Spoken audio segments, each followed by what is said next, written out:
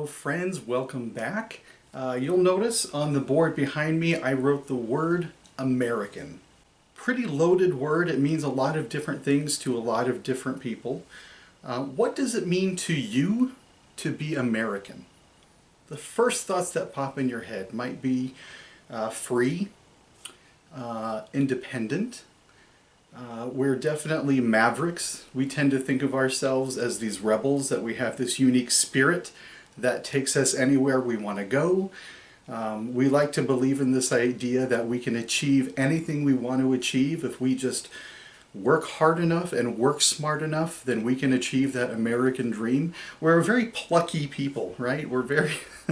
We have a very can-do attitude, and Americans, more than any other culture, group of people in the world, we tend to believe in happy endings more than anyone else. That good things happen to those who wait, good things happen to good people.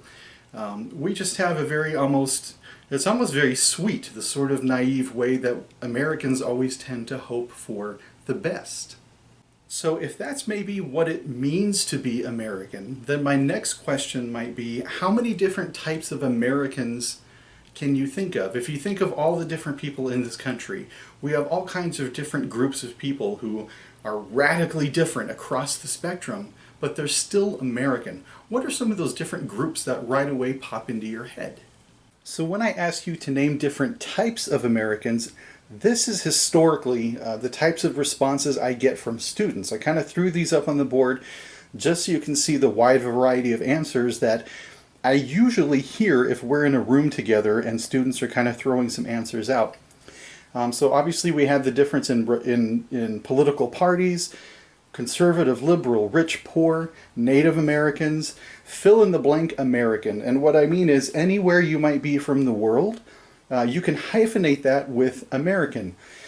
For example, African American, Mexican American, Asian American. Which is a really great way to acknowledge every part of you and this fusion of cultures that you belong to. Of course, we have the LGBTQ plus community, old and young. I've had students shout out racist. I've had other students shout out activist. So you kind of have both sides of things here. We have a disproportionately large number of homeless Americans. So there are all different kinds of ways to be an American. And as diverse as this is, and as multiple answers as we can get to a question like this, the actual definition of what it technically is to be an American is really bland and boring and really uninspiring. Let me put it up there so you can see what it means. So there you have it. The actual definition there in red of American is someone who is an American citizen. That's it. That is the official definition. And like I told you, it's boring. It's uninspiring. It doesn't even for a moment capture the diversity of our nation, of everyone's differences and how they each contribute in their own unique way. Not to say anything of the immigrants who are here and contributing to life in America. I mean, this definition, it's sterile, it's dull.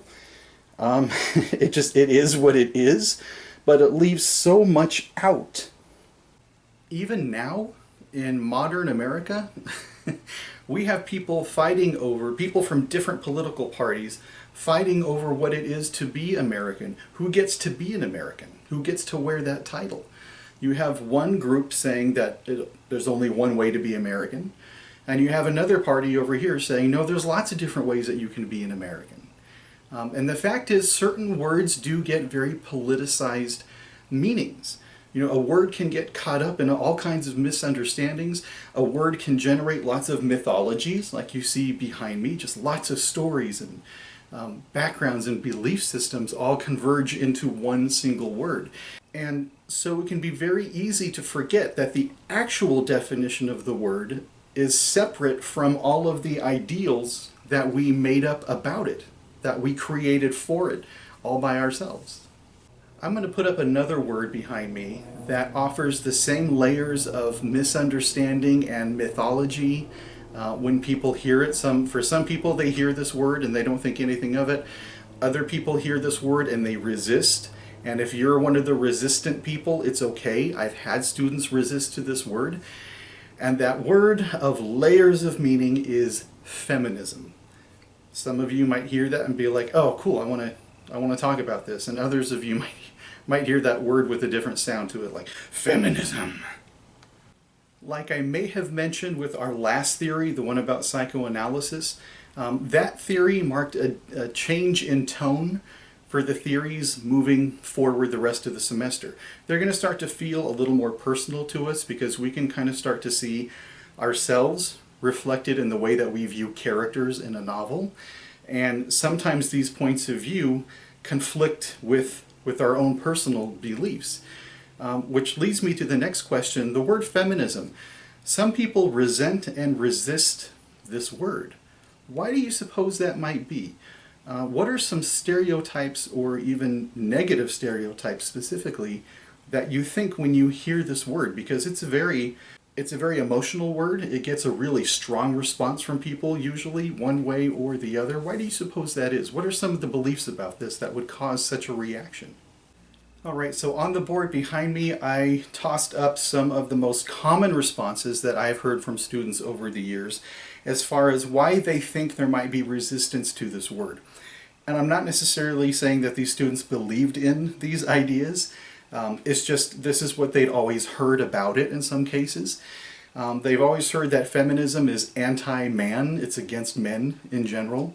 And you're going to see as we talk about this that's a myth, that's not true. People also tend to believe that it might be anti-tradition, which is also not true, that this seeks to take up old-fashioned traditional values and destroy them. And no, that's not, they're not out to destroy anything. Just to shine a big bright light on certain issues and take a good, hard, honest look at them.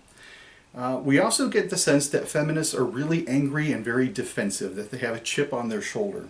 This could be true for a couple of reasons, though, that will make sense. Number one, you have a group of marginalized people who for hundreds of years have been struggling for equality, just to be recognized as human beings. So yeah, they're going to be a little defensive. You would expect that. And the thing is, for any civil rights movement, all of them, whether it was for black rights, Chicano rights, gay rights, they were all at one time called angry and defensive groups of people. Why are they so angry and so defensive all the time? Well, that's really easy to say if you are in a position of privilege. If your skin color has had nothing to do with anything getting in the way of achieving things in your life, if your skin color's never been a problem to you, or if what you were born was never an issue to you, was never something that caused you pain or trouble from the outside world, from everybody else, then it's easy to look at something like this and just call it angry and defensive because it doesn't apply to you. You haven't had to fight in the same way for the same issues in the way that the group has that we're talking about here. And finally, I had a student tell me once, well, I can't be feminist because I'm attracted to men. Well, you don't have to be lesbian to be a feminist. You don't even have to be a woman to be a feminist. You can be a guy and support feminist ideas that people should be treated equally and with respect, and that everyone should have the same chance to get ahead and succeed and be the best version of themselves that they can be. Now, just like I had mentioned with Americans, I put up a list of different ways to be American. There are different ways to be feminist. Let me show you a few examples. So just like our definition of American, which can come with a whole long list of different ways of being American, there are different ways of being feminism. You can be a conservative feminism. Obviously that's in response to liberal feminists. You can be a Christian feminist, Muslim feminist, black feminist. There was a time in the 70s where black women were like, you know, this initial women's rights movement is great, but it's really only benefiting white women in the suburbs. What about black women living in more urban environments? There's male feminism, there's French feminism, which was a little bit more in people's faces. In Europe, they tend to be a little bit bolder with how they approach topics. And so French feminism was really, really strong, and it also incorporated really close look at gender and sexuality, and that eventually made its way to America. And we have first, second, and third waves of feminism. The first going back to those early suffragettes who just said, hey, we exist, we want to be visible, to the third and current wave of feminism we're in now, which just takes a close look at women in everyday life and careers and politics and all that good stuff. Sometimes these groups disagree with each other's interpretations, as would be expected. If you take a look at them, they're each very unique in their own way, but it doesn't change the fact that ultimately, as different as these different ways of being feminist are, they're after the same universal goal. They're still, just like being American, one big umbrella definition that they're working under. Let me put that up there for you. A feminist, by definition, simply means this. A feminist is someone who believes in the inherent, which just means natural, equality of women and men. And you can see that this encapsulates all of those different groups I had listed on the right-hand side, and it also sort of blows out of the water all the negative misinterpretations that we had listed on the left side of the board. I don't think students who are new to college are unique in the fact that they sometimes have trouble defining what feminism is. Most students aren't quite sure. And this is a really important idea because as a college student, you are going to encounter others throughout your college career who sort of loudly and proudly identify as feminists. And those could be classmates, they could be professors, they could be co-workers of yours. And so if you hear the word feminism coming out of the mouths of one of those other people around you, and if your mind automatically goes to those negative ideas of, man-hating lesbian propaganda, then the conversation is going to break down before it even has a chance to start.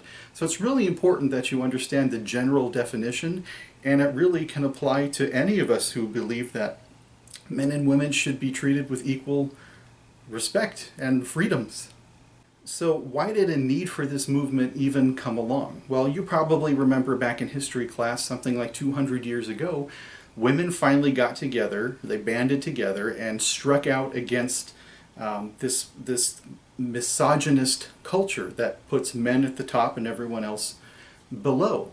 And women were part of this marginalized group of people who got tired of having their talents and their skills and their contributions exploited or even just flat out ignored. We can think of life as a big theater. Imagine we're going to the theater and you've been assigned a seat in which you must sit down and not move. It would look a little something like this.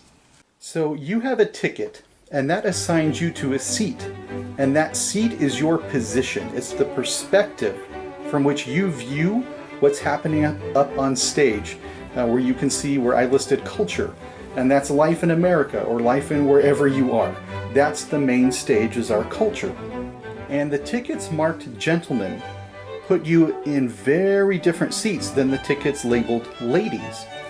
And once you're seated within the theater, you have to obey the rules by staying in your assigned place. You're not allowed to move around the room or cut through the rows to a seat closer to the excitement. The seats for the guys are up close to the action, so they get to enjoy what's happening in the culture. They get to participate much more closely and within it. And the seats for the women are in the rear, farther away from the center of life. And women basically got tired of sitting in the cheap seats up in the nosebleed sections of life, and at the same time got tired of being told, well, you bought your ticket, so you knew what you were getting into. And so women wanted to level the playing field and earn a little more respect and space to participate within the mainstream culture inspired by the feminist social and political movement. And similarly, previous literary theories inspired a new feminist literary theory. Now, my field, English, did what it always does best. It stole ideas from other people. And so the English departments all over the country looked at the feminist movement and said, how can we take this and better understand not just characters in novels, but even the way our language works? So you might remember, for example, back in structuralism, that theory gave us sets of binaries, just opposing pairs of words, opposites. And in literature, just as in the hard sciences, for every action there's a reaction. So you have sets of words like these. However, once our department got a hold of feminist ideas, they said, hold on a second, because normally we read these pairs from left to right. But what if I slash these pairs right down the middle? Something very different happens when we read these pairs vertically. Now suddenly on the left side of the slash, all things male are associated with light, good, day, logic, and straight, or heterosexual. Female is connected to things dark, evil, night, madness, and gay. One side leans toward what's supposed to be correct and acceptable. The other side is considered deviant and needs correction. Now you can see that in these binary pairs, one side is favored over the other. So structuralism gave us these neutral pairs, but feminist theory said, no, hold on now, if you take a closer look, there is a bias in this allegedly neutral structure. One side is still being favored over the other, even in how we use our language. Now you can probably only imagine what the feminists thought of the psychoanalytic work of someone like Sigmund Freud, who said that women wanted to run around murdering their moms and marrying their dads and slicing off penises left and right just so they can own one so badly. So of course, the feminists took great offense to Sigmund Freud's ideas of women and how women develop. And if you remember what we talked about in the last video, it was ridiculous. But the thing is, the feminists also looked at how Freud said us guys develop, and they also said that's pretty stupid too. And I think a lot of you who watched that last video probably thought the same thing and laughed at Freud's ideas of how we develop as being totally off the mark and just kind of ludicrous. And so feminists made this really astute and wise observation that as people, we tend to see each other as a complete whole. When we see each other in our completeness. But feminists said, no, we can be broken down, our beings can be broken down into sex, sexuality, and gender. That we're really a composite of these moving psychological parts. We can't all be painted with the same broad strokes that people like Freud had tried to do. So if we take a closer look at these three words, on their surface, they all seem sort of similar. Essentially, they all talk about the same things within each of us. But there's three different words here, so they must each serve their own different and unique definition, their own purpose. So, what is sex, sexuality, and gender? How do we differentiate between these three things? Alright, so sex is our biological assignment. This is what we were physically born as. Sexuality is our physical or romantic attraction. You know, who we fall in love with, what we're attracted to, what we find, you know, sexy or whatever. And gender are our social behaviors and what social scientists refer to as performance. And these are the sets of behaviors we adopt. It's the way that we choose to identify as whoever we are, whether we tend to identify as more male and masculine, more female, feminine, a range in between. And some people, you may have heard the term, you know, non-binary. Some people just reject the social performance part in general and just say, see me who I am. Why do I have to have a label? Now, when you combine these three pieces, they make our entire physical being.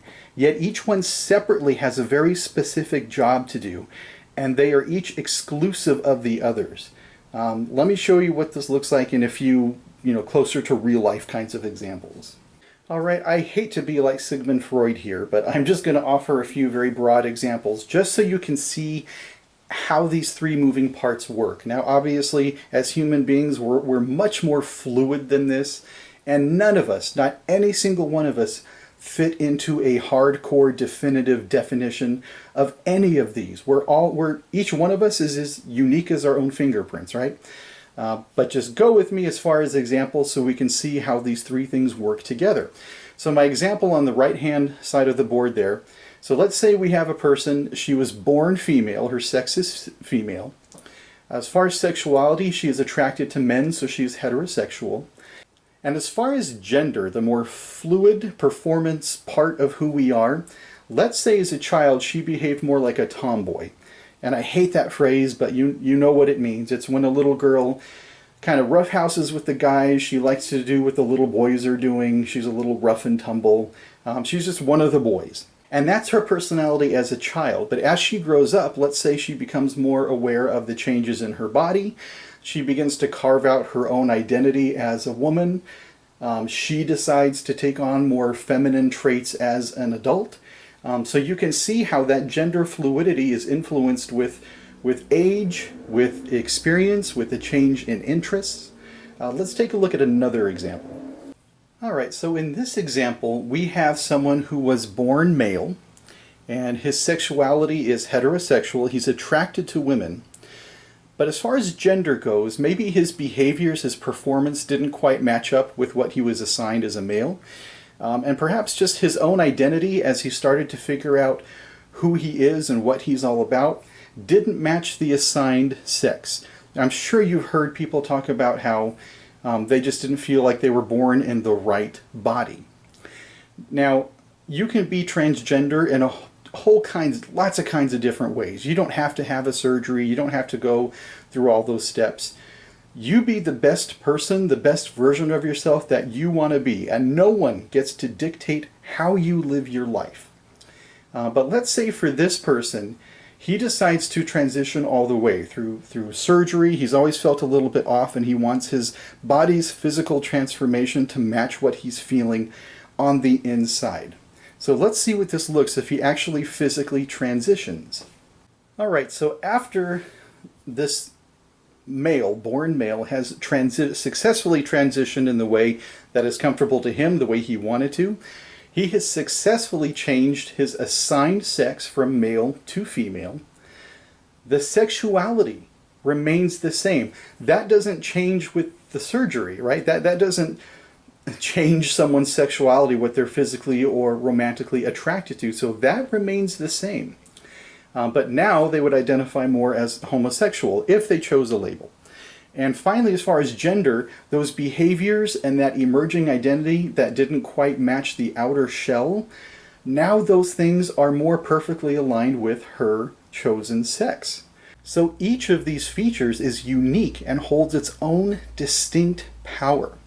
And a French feminist writer named Simone de Beauvoir wrote a landmark essay called The Second Sex, where she basically said, you're not born a woman, you become a woman. In other words, and we can apply this to all of us, you shape and cultivate your own sexual personal identity. And this idea applies to each of us. Now, earlier on, I told you one of the stereotypical negative responses I get to the word feminism is that it's man-hating. But you can see feminism already benefits all of us in its message of you choose who you want to be. You have control and power over that. And number two, it also kind of helps us guys specifically. These same feminist principles benefit us as well. For example, if you were to finish this sentence for me, the traditional male should be blank. Well, one of these four words probably popped in your head. Tough, strong, stoic, which is just another word for unemotional, assertive, supposed to be a leader, a go-getter. Well, feminist theory says, well, what if you're not those things? Are you less of a man if you can't bench press 300 pounds? Of course not. Do you have to be a tough guy in order to be a guy? What if you're not a cowboy? What if you're not a prize fighter? Maybe you like art. Maybe like me, you might make your living in the world of books and words. Maybe you like poetry. And there's nothing wrong with those things. It doesn't make you less tough. It just means you don't fit to this really rigid definition we have of maleness. You can be a guy and be emotional.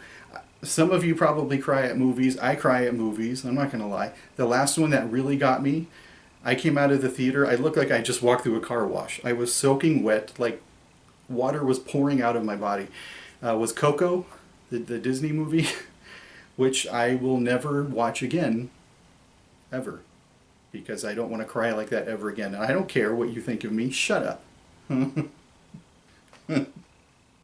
what if you're not an assertive person? I have met in my teaching career plenty of guys who refused to say a word. They wouldn't even look at me. They were so painfully shy.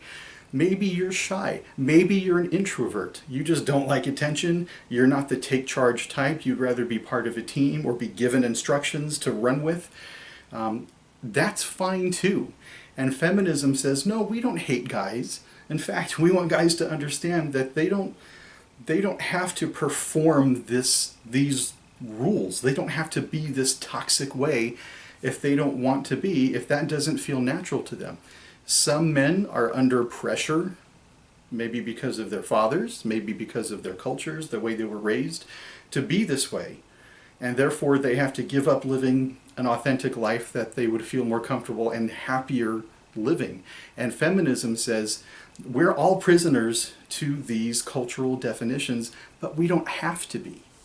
We often see this struggle in the LGBTQ plus community, where you see people trying to figure themselves out and act out gender, what they think is the right way to be.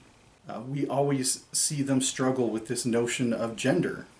Many times queer people are sort of forced to grow up not being their authentic selves because they fear the prejudice, the discrimination, the hatred, the rejection that could come with just living their lives who they really are, who they really want to be. And so you'll find many young people, college students, you always hear of people experimenting in college. It's because this is the first time in many of your lives you're getting a really big taste of independence. You're making your own choices, you're kind of striking out on your own. You might find that as you get older, your beliefs and your values, what you hold dear to you, are very different from maybe what your parents want you to believe and be. And that's totally fine. You are your own person. Your parents have done their job, but now you get to figure out who you are and what you're about. And so many students kind of they grow into their skin during these years. And a lot of students who had to hide their sexuality start to embrace it a little more as they get a greater taste of independence. And so for those kids, for those of you who are finding out who you are and embracing it, even if you still haven't told anyone yet, you're still figuring things out, it's okay. You do this on your timeline, nothing wrong with that. And the massive task for these people in their adult lives is to sort of check off the things that were genuine about themselves versus those things that they created in order to protect themselves. And feminist theory allows us to look at these issues of sex and sexuality and gender and figure out who we are and what we're about, and that we don't have to conform to other people's very rigid definitions. And this all leads to what I would say is the single most important idea about feminist theory. And that's this idea of equality and fairness. Fairness and equality. They sound the same, they sound interchangeable, but there is a difference to these things. Fairness would be if let's say all four of my kids were playing outside and they all fell down at the same time, which, don't put it past them, that could absolutely happen. So let's say the four of them are playing outside and they fall down and they all scrape their knee, their right knee. All of them, same place, same time. So they come to me for a Band-Aid, and my first boy comes to me and I put a Band-Aid right on his knee where he needs it. I send him away. My second son comes to me and I put a Band-Aid on his elbow and send him away. My third boy comes to me and I put a Band-Aid on his forehead and I send him away.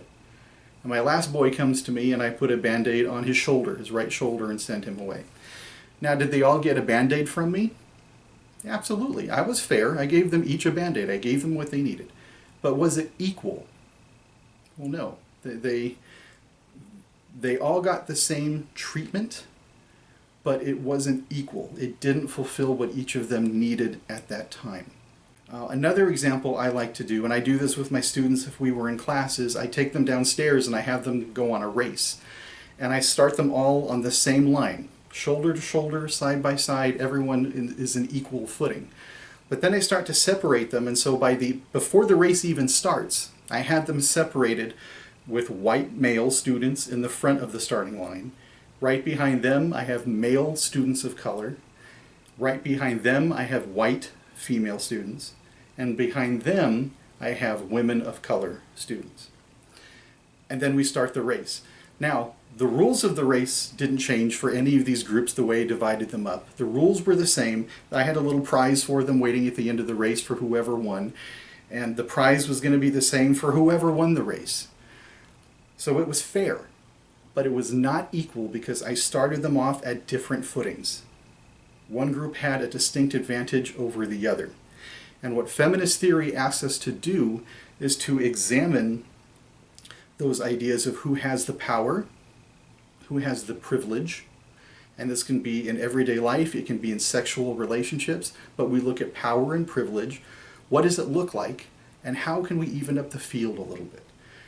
So what does this look like for us in an English class? What kinds of questions do we ask when we're reading a book and we're thinking of it through feminist terms? All right, so when you decide to read something or watch something or listen to something through a feminist filter, these are 4 really important questions that you should keep in mind. Number 1, does the author's sex, sexuality, or gender play an important role in the book? The example that popped in my head right away as far as books go, I mean, it could be fiction, it could be any fiction really that's written by a woman. But the first book that popped in my head was Betty Friedan's The Feminine Mystique. And she got tired of being treated like the average typical housewife, and she wondered if other women were starting to feel that same sense of being trapped in the home. This is in the late 50s, early 60s. So she went around and sort of had secret conversations with housewives all over America and just said, she asked them, is this enough for you? Is this enough of a life for you? And along the way, she found out and learned a lot about herself as well as the community of women around the entire country. So in this sense, the writer's life was a very important part of this book. Right, you might also ask yourself, how are male-female stereotypes either reinforced or challenged in the story? For example, if you watch any of the Superman movies from the 70s and early 80s, obviously you had female characters who always needed rescuing from the male hero. So those images are constantly reinforced. However, there's another superhero movie, the Wonder Woman movie, with Gal Gadot. Those norms are challenged. She is the hero, and she's always having to come to the rescue of her male counterpart there. So you can see stories where these ideas get reinforced or challenged. Number 3, does sex, sexuality, and or gender impact relationships or even the entire plot of the story? And finally, number 4, is there a social commentary in the story? Is it saying something about men and women in our culture? For example, with this number 4, is there social commentary present? One of my favorite books, if not my favorite book, is Shirley Jackson's The Haunting of Hill House. It's a great old-fashioned haunted house story. And it was written in the early 60s, just as the rise of women's civil rights was starting to kick up a little bit. And so you have this story of 2 men and 2 women who decide to spend the summer in this haunted house doing a paranormal investigation. And as the story unfolds, you find that the man who built the mansion was very cruel to his wives. And in fact, the only victims of the house, the only people who have ever died in the mansion, have been female characters. And so when our 4 paranormal investigators show up at the house, the 2 men are not afraid of the house. They have no problem navigating its various hallways and rooms and everything. Meanwhile, the 2 women are constantly getting lost. They can't find their way around in the dark. The house seems to change its physical form and architecture as the women move through it. And in fact, the women are only happiest when they're outside of the house and the roof is off from over their head, because then they can breathe and they feel at peace again. It's only when they're back in the system, if we want to see it as sort of, a male culture, a male-dominated system, where they are scared to death and feel completely uncomfortable. So there's probably some commentary here about men and women trying to get along in a single system that is dominated and controlled and manipulated by the male characters. If we were in class together, this is a part of the semester where I would show you a movie to go along with this theory. And the 3 that I have used over the years interchangeably have been these 3.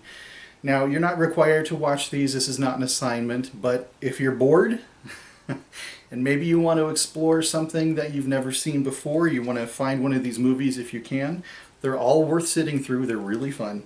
And they fit this theory really well. You'd be able to see the moving parts in motion. The first one is The Stepford Wives. I know there was a version of this a few years ago with Nicole Kidman. There was a remake. Don't watch that one. It's so stupid. Go for the original from the 1970s. It's really genuinely creepy. If you want to see a movie where the balance of power is shifted, this is a very female-dominated horror movie, and it's about the balance of power. Find Carrie. Again, this is the remake. I bought this one because it has closed captioning on it for students who are hearing impaired. But I would go for the original. If you can find the original, again from the 1970s, that's the one to go with. Because there's a wonderful scene that's done all in slow motion that makes it almost impossible to watch. It's so suspenseful. And finally, as far as exploring male-female relationships and the power structures in a single relationship, this is a good one. This is from the 60s called Rosemary's Baby. It is fast-paced. It is really creepy. I have never in my life seen a movie that has made me as paranoid as this one has. You really identify with the young pregnant mom in this movie, and it's almost unbearable to watch because you just want to reach in and protect her. She is so painfully vulnerable in this movie. Scary movie, really good one, has a hell of an ending, but it says a lot about marriage, a lot about men and women specifically and how they get along or don't get along or how they exploit each other. So I'd recommend any of those three movies if you're bored and want something fun and different to watch. So that is it. That feels like an ending to me today. It's all about feminist theory. I just sort of gave you the nuts and bolts so you would have a better understanding of what it really means if you bump into someone and find yourself in a situation where the conversation leans towards these types of issues. I want you to feel prepared and just smarter. just so you know. So if initially you believed in some stereotypes, I hope by the end of this you realize it's so much more than that, and there's such a greater benefit to it than maybe what you thought. So do with that what you will. I just want you to feel empowered with the knowledge and run with it. So until next time, I will see you later, and stay safe and stay healthy, and I'll see you soon. Bye, bye, bye, bye, bye, bye, bye.